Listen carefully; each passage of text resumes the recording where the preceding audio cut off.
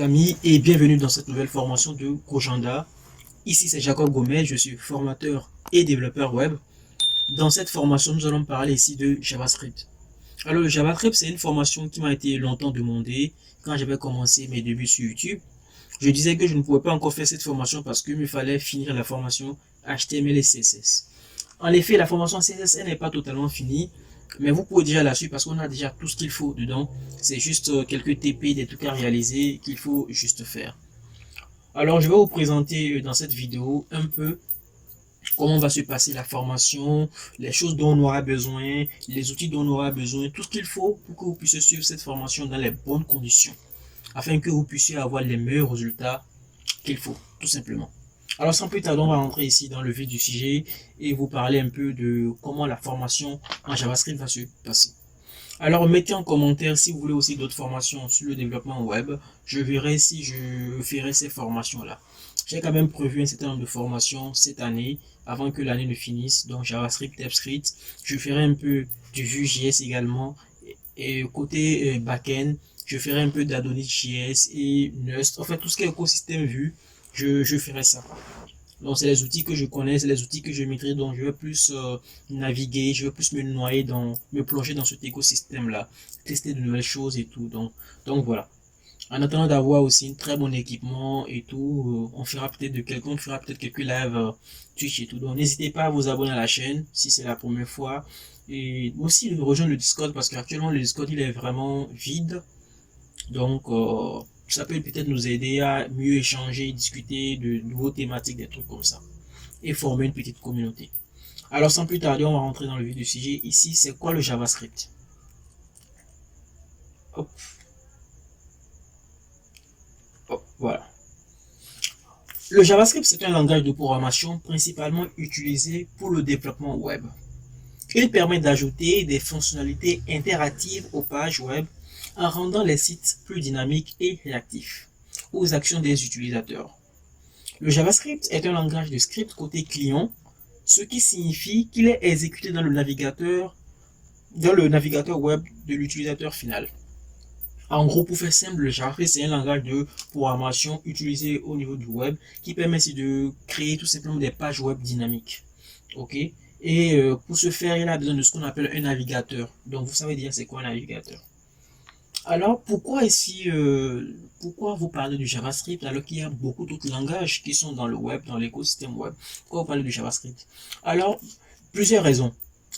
Ok, que j'ai énuméré ici pour parler de JavaScript, c'est interopérabilité avec le navigateur. C'est un langage où voilà, c'est vraiment compatible avec le navigateur. On n'a pas forcément besoin d'un outil, d'un compilateur, d'un truc comme ça.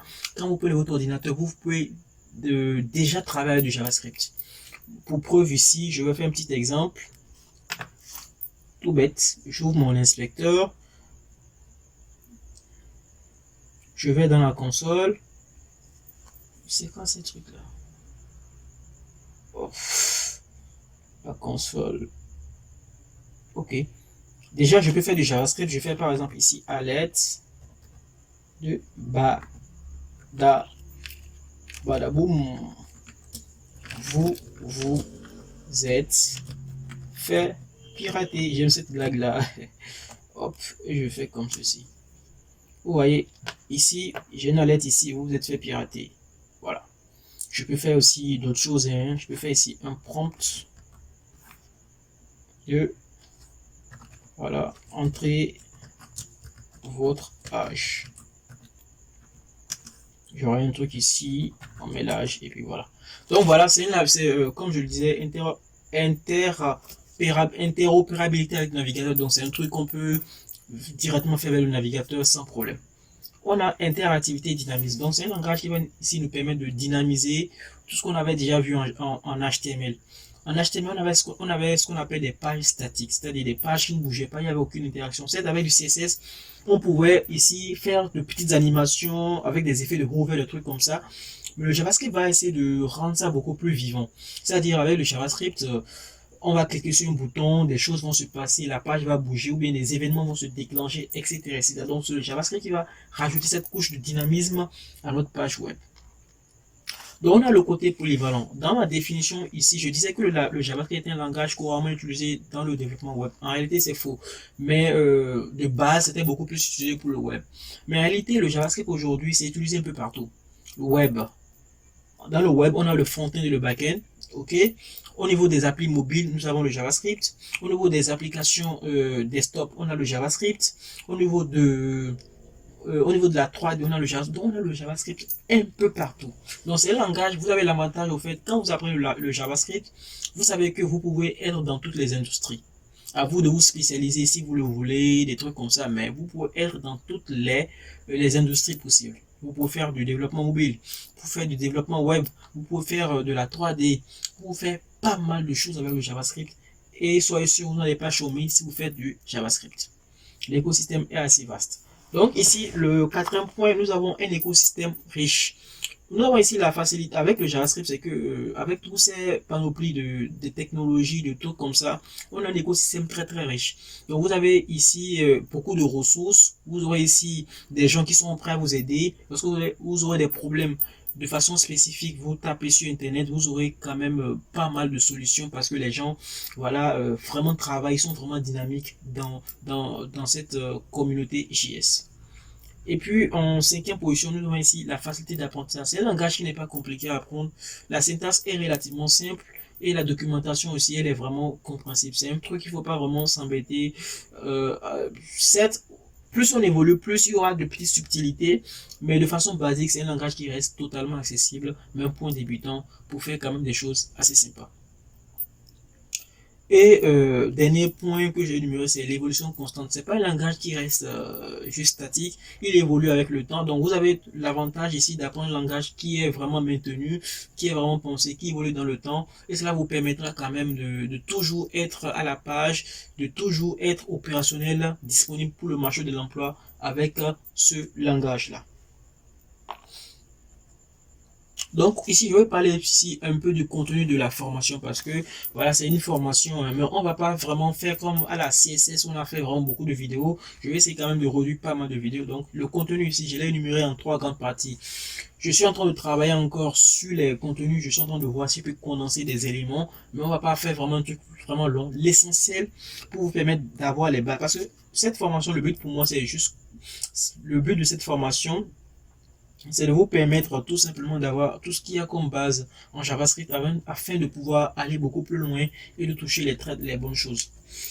Donc ici, comme contenu, nous aurons ici le JavaScript de base. JavaScript de base, nous aurons tout ce qui est déjà boucle, fonction, tous ces trucs-là, et tout ce qui est relatif, et tout ce qui est propre à JavaScript.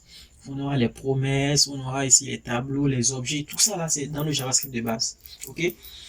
Nous avons ici le JavaScript côté navigateur, donc on va essayer ici de manipuler un peu le DOM. On va pas vraiment trop insister là-dessus, on va essayer quand même de faire, de voir quelques notions de manipulation de DOM, comment créer un événement, des trucs comme ça, etc., etc. Et puis enfin, on va essayer de créer un serveur node et faire quelques traitements, des trucs comme ça, pour que vous puissiez voir, voilà, le JavaScript côté serveur. Alors, pour suivre cette formation dans les bonnes conditions, les amis, il faudrait quand même avoir quelques prérequis parce qu'on ne peut pas venir juste comme ça sur une formation en JavaScript. Il faut aussi connaître un peu en HTML et en CSS. C'est le minimum parce que le JavaScript ici, c'est un langage qui va nous permettre de pouvoir manipuler du HTML, CSS, de pouvoir la rendre dynamique. Donc, si vous ne connaissez pas les balises HTML, CSS, vous ne pourrez pas jouer là-dessus pour pouvoir en fait rendre votre site web ou votre application beaucoup plus dynamique. Puisque le JavaScript, son rôle, c'est de pouvoir manipuler le HTML et le CSS. Donc, autre chose, il faut être familier avec l'algorithmie.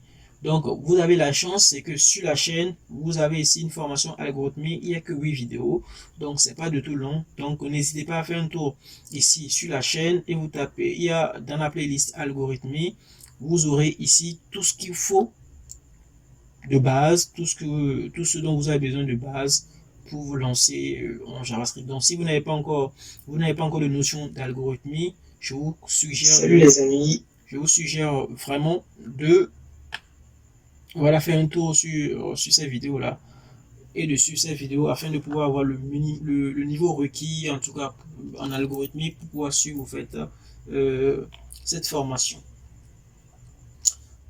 Donc, on a parlé d'outils ici, mais on a parlé ici de langage, on a parlé ici de prérequis. Maintenant, il faut maintenant insister sur les outils à utiliser. Voilà, parce que on veut commencer à travailler avec un nouveau langage de programmation. Les outils à utiliser pour que tout le monde puisse être au même niveau d'information. Au niveau des outils, je n'ai pas été vraiment strict, donc chacun gère comme il peut. Mais voilà les outils quand même qu'il faut avoir. Déjà, un navigateur web moderne. Peu importe le navigateur, Firefox, Google Chrome, Edge, tant que c'est un navigateur web moderne, ça marche. Ok. Et le second outil dont on aura besoin pour cette formation ici, c'est un éditeur de test. Donc là aussi, je ne vous impose rien. Moi, je vais utiliser VS Code, Visual Studio Code, mais je ne vous impose rien. Si vous êtes familier avec Bloc-Notes, bien machin, en toi, vous êtes familier avec un éditeur de test, vous pouvez l'utiliser. Moi, dans cette formation, je vais utiliser ici tout simplement VS Code. Alors les amis, c'était vraiment tout pour cette vidéo. J'espère que vous êtes hype de base. Donc chaque semaine, je vais publier 2 vidéos sur le JavaScript. Et voilà, donc 2 vidéos sur le JavaScript. On ira vraiment très vite avec des exemples, des explications assez claires, vraiment très simples, pour permettre à tout le monde de comprendre et pour permettre à tout le monde de comprendre un peu la chose. Alors les amis, c'était vraiment tout. Donc n'hésitez pas à liker, à vous abonner, à partager la vidéo à vos amis, à les personnes qui voudraient apprendre le JavaScript ou redécouvrir le JavaScript avec Gojanda. Cela me fera vraiment plaisir. Et sur ce, je vous dis à plus. Ciao, ciao et paix sur vous, les amis.